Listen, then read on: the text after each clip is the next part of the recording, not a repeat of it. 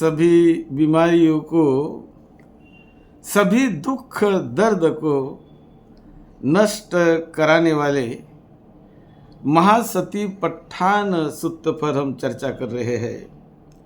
महासती पट्ठान सुत्त धम्मानुपस्सना part 9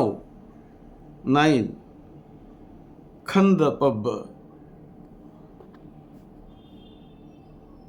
मूल पाली ग्रंथ में जो तथागत बुद्ध ने दुख को दूर करने का रास्ता और अनंत सुख शांति को पाने का जो मार्ग बताया है, उसे ही महासती पट्ठान सुत्त में बड़ी विस्तृत ढंग से समझाया हुआ है, जिस पर हम चर्चा कर रहे हैं। आज पार्ट 9 धम्मानुपस्सना खंद पब्ब। पुनच परं भिक्षवे भिक्षु धम्मेषु धम्मानुपस्सी विहरति पंचसु उपादान खंदेषु। कि ये चित्त में निर्माण होने वाले 5 प्रकार के उपादान होते हैं, आसक्ति होती है, जो ये चित्त को अपने तरफ घेर लेती है या चित्त पर वो छा जाती है। तो ये 5 जो खंड बताए गए, उपादान खंड, उसमें है पहला खंड इति भिक्षवे भिक्षु पंचसु उपादान खंडेषु धम्मेषु धम्मानुपस्सी विहरति इद भिक्षवे भिक्षु इति रूपं इति रूपस्य समुदयो इति रूपस्य अथंगमो। तो वो जानता है पंच स्कंध में पहला स्कंध है रूप स्कंध। रूप का मतलब मैटर, मटेरियल। तो उसे वो जानता है अपने चित्त से कि ये रूप है, ये रूप का निर्माण होना है और ये रूप का नष्ट हो जाना है। तो वो उसे पूरी तरह अपने चित्त में इस 5 उपादान को वो जानता है। तो पहला उपादान है रूप उपादान। रूप यानी मैटर के प्रति उपादान निर्माण हो जाना, आसक्ति निर्माण हो जाना। दूसरा इति वेदना, इति वेदनानंग इति वेदनाय समुदय। ये वेदना शरीर में और मन में जो वेदना संवेदना निर्माण होती है, ये उपादान को निर्माण करती है, आसक्ति को मन ही मन में निर्माण करती है। तो साधक इसे जानता है कि ये वेदना है, ये वेदना का निर्माण होना है, ये वेदना का अस्तित्व है और ये वेदना का नष्ट हो जाना है। तो उसे पूरी तरह वो जानता है।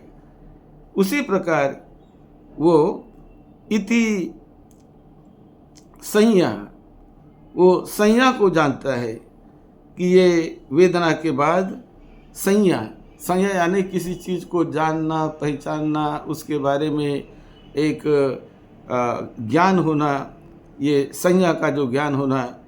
तो वो संज्ञा को वो जानता है कि ये संज्ञा है, ये संज्ञा का उत्पन्न होना है और ये संज्ञा का निरोध हो जाना है अपने ही आप भीतर ही भीतर। तो इसी प्रकार वो अपने मन के उस संज्ञा को वो जानता है, वो पहचानता है। तो ये हुआ तीसरा। फिर चौथा है इति संखार। ये संखार जो मन में चित्त के साथ जुड़ा हुआ जो संखारों का समुदाय, विचारों का समुदाय, कई प्रकार के अच्छे बुरे जो संखार होते हैं, वो संखार के समुदाय को वो जानता है कि ये संखार का निर्माण होना है। अभी संखार मुझ में निर्माण हो रहा है, अभी वो कुछ समय तक चल रहा है, मुझ में है, बना हुआ है, और अभी उसका वो नष्ट हो रहा है, वो उसका अस्त हो रहा है। तो इसी प्रकार वो 3 तरह से इन उपादान स्कंद को वो जानता है। तो संखार, उपादान खंड, और फिर 5वां है विज्ञान उपादान खंड। इति भिक्खवे विज्ञानस्य समुदयो इति विज्ञानं इति विज्ञानस्य समुदयो इति विज्ञानस्य अर्थंगमो। तो वो विज्ञान के निर्माण होने को जानता है।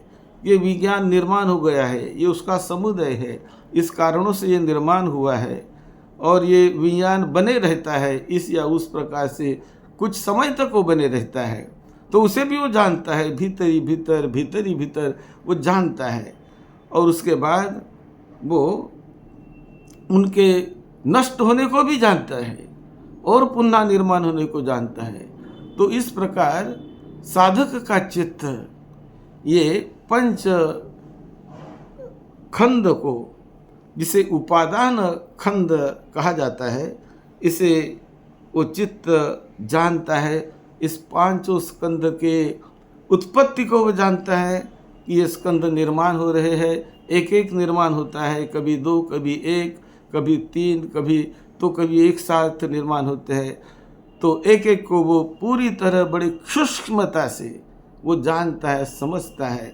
और ये उपादान इसलिए उसको कहा है कि उसके प्रति लगाव, चिपकाव, मैं, मेरा, आसक्ति बनाए रखना, उसे मेरा ही मानना, अपना ही मानना, तो ये गलत होता है कि ये संखार मेरा नहीं है, अपना नहीं है।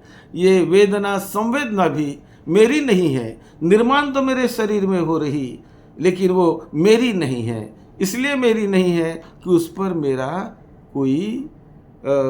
मेरा कोई कब्जा नहीं है, मेरी कोई काबू नहीं है उस पर। वो अपने आप नैसर्गिक ढंग से परिस्थिति के अनुसार निर्माण हो जाती है, कुछ समय तक बनी रहती है और अपने आप वो नष्ट हो जाती है।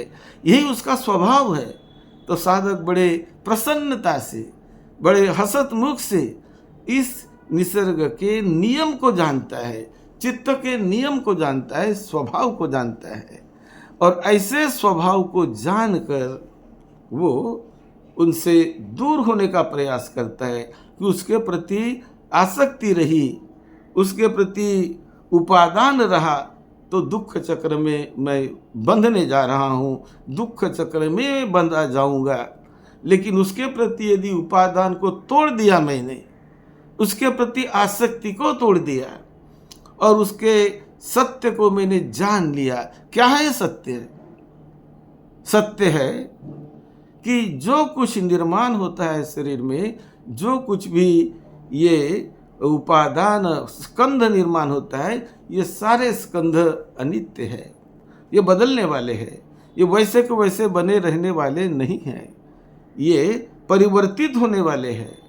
तो संज्ञा स्कंद हो, संस्कार स्कंद हो, विज्ञान स्कंद हो, वेदना स्कंद हो, रूप स्कंद हो, तो ये पांच स्कंध ये बड़ी सूक्ष्मतम इसका विश्लेषण तथागत बुद्ध ने किया कि साधक इन पांचों को भली भांति जान ले, भली भांति वो पहचानने लगे। और ये अपने इस आंखों से नहीं दिखते, वो मन की आंखों से दिखते हैं। मन उनको जानता है, मन उनको पहचानता है। तो ये मन का भी कितना अच्छा साक्षात्कार इस मार्ग के द्वारा होता है। मन जानता है कि ये रूप स्कंद है, मन जानता है कि ये वेदना स्कंद है, ये वेदना है, संवेदना है जो मेरे आँखों से नहीं दिखती, लेकिन ये संवेदनाएं मन से ही मन को दिखाई देती है। उसी प्रकार ये जो संज्ञा, ये भी मन से ही मन को दिखाई देती है और संखार मन से ही मन को दिखाई देते हैं। और विज्ञान का विरोध, विज्ञान ही विज्ञान को जानता है, मन ही मन को जानता है। तो इस प्रकार ये दृष्टि यदि खुल जाए और ये पंच उपादान स्कंद से साधक अपने चित्त को दूर करे, अपने चित्त को उससे दूर करने का प्रयास करे, उसको उससे छूटने का प्रयास करे, उसके प्रति अटैचमेंट नहीं, आसक्ति नहीं, तो उसके प्रति डिटैचमेंट निर्माण करे। क्योंकि इसे क्यों मैं मेरा कहूँ, ये तो बदलने वाला है, ये संवेदना बदलने वाली है। जो कुछ भी संवेदना मेरे चित्त में निर्माण होती है वो हमेशा जैसी की वैसी बने रहने वाली नहीं है। जो कोई संखार मेरे मन में उत्पन्न होता है वो जैसा का वैसा हमेशा बने रहने वाला नहीं है। ये संखार प्रति क्षण बदलते रहता है, प्रति पल बदलते रहता है, वेदना बदलती रहती है। तो ये पंच उपादान को साधक अपने ही भीतर ही भीतर मन ही मन से जानता है, पहचानता है और उससे दूर होने का, मुक्त होने का प्रयास करता है और अपना मंगल साध लेता है।